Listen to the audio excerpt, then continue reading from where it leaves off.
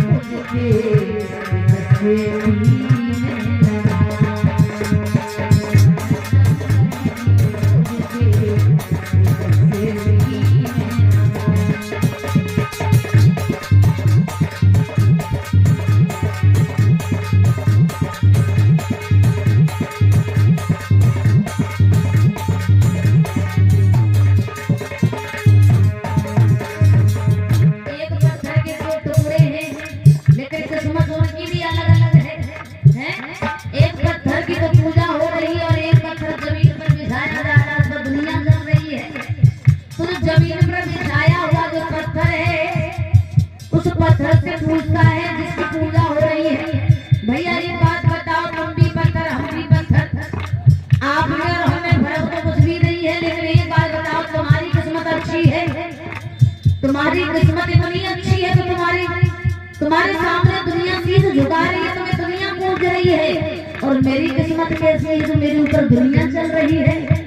तो महाराज जिस पत्थर की पूजा हो रही थी, इस पत्थर ने कहा भैया तुझमें और हमें फर्क इतना ही है, फर्क कुछ भी नहीं है, लेकिन इतना ही है जिस समय झेली हथौड़ों की मार जब तुम पर हम पे पड़ी थी तो तुम तो बिखर गए थे और हम संभल गए थे, तो हमारी पूजा हो रही है और तुम पर दुनिया चल रही है। ये बात का ध्यान रखना।